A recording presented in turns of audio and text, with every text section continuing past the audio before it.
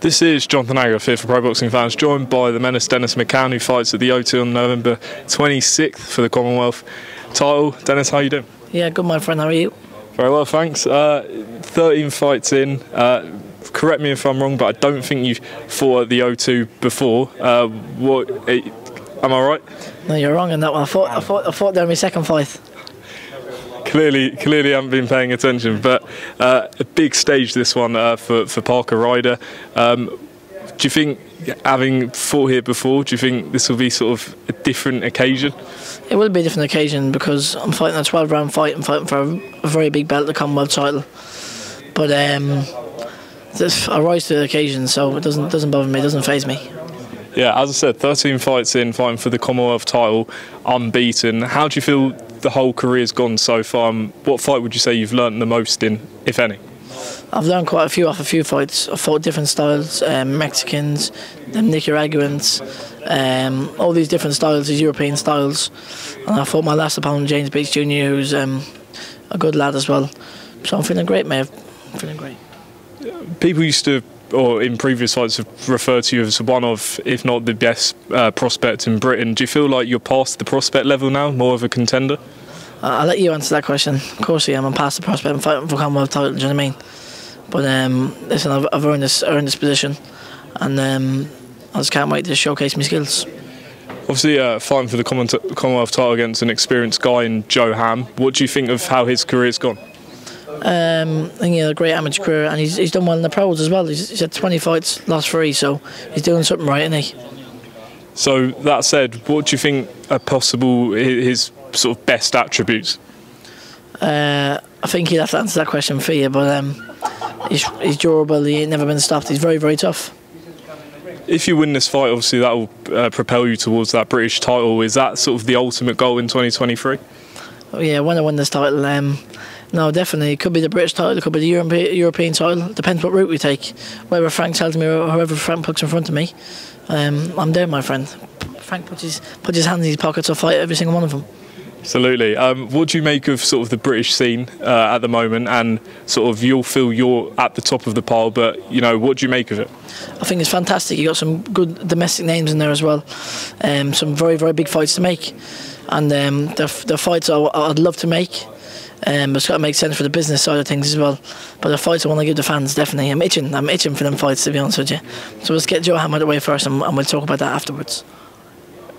I will have to though ask about the fight coming up with Liam Davies. I'm sure it goes without saying that that's the fight you'll want if he wins. 100%. Listen, I wish him the best, and I wish them both the best. I've been sparring Baluta a few times as well. He's actually a friend of mine, and I wish Liam Davies the best in that fight. Another British kid. And 100%, that's a fight that definitely interests me. Uncle Frank's got to dig in his pockets for both of us, got to make sense for both of us, and now he's got something to offer me. I spoke to your stablemate Sam Noakes just before, and he was talking to me about sort of sparring you and sparring the rest of the guys in the gym, and said you're relentless pretty much in the gym. Who do you enjoy sparring the most? I like the bigger guys, to be honest with you, because they're not as fast, are they?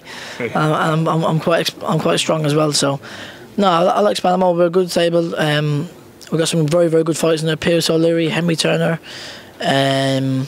Jordan Reynolds. We've got some good fighters in there. Sky Nicholson, as we seen the other week. So we've got some great names in there. We're the iBox family. That's what we call each other. So whatever happens in sparring stays in sparring. Is there anyone in the world you'd love to spar that you haven't sparred yet? Oh, I'd love to spar Inoue. I'd pay big money to spar Inoue. Fantastic fighter. I'd love to learn from someone like that. Casemiro, I'd love to spar him. I'd love to spar them big names and test myself against them. Obviously, a lot of sort of the big name fighters are based in America and spar in America. Is that something you want to do at some point in your career? Get out there and spar maybe in the gyms in Vegas or LA? Definitely. You got Stephen Fullerton Jr., who's a world champion at my weight, but I don't really look at them as potential opponents, because we don't know they could get beat, or do you know what I'm saying to you? The world scene's the world scene's up and down. But 100%, I'd love to go to America and spar them guys, and I will do that as well. And just finishing off, I've got to ask you, December 3rd, the week after Fury against Derek Chisora. What do you think of the fight? I think it's a good fight. I bumped into Chisora this morning, and I was sparring in his gym. Okay. I was sparring in his gym this morning. But I think Fury maybe around 6 to 7 knockout. What did you make of when the whole Joshua talks collapsed and the Usyk fight didn't happen? What was your thoughts? I'm sure you were as excited as everyone else for the AJ fight. 100%. My thoughts on that one is that, to be honest with you, you don't know. It could be any party. Everyone's blaming Joshua, but you just don't know. It's got to make. You can't just be all on one person's terms. You can't rush a big fight like that. It's a very, very big fight to make, and you don't. You sign the wrong contract, or you do this, do that. It's a lot of money involved in there, so God knows whose fault it is. Dennis, thanks. I hope it can happen in the future, 100%. Absolutely. Dennis, thanks for talking to pro boxing fans. Anything you want to add to your fans and where to follow you on socials? Follow up me Instagram. I've got my TikTok on the go as well. Oh yeah? Dennis, how's that going? Yeah, good. Dennis Mccann on that. But listen, tune in on November 26th to see the Menace back in action. A big explosive KO coming.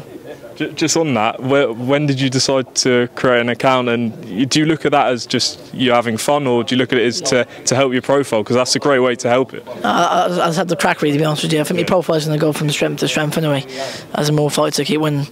But I might have the crack. I like letting the fans know a little bit more about me. And if they do follow you on that, what can they expect from the videos? A lot more training videos. Training. Okay. Dennis, appreciate your time, mate. None of them silly TikTok dances. Not me, mate. Not yet. No, not for me. Never. Never.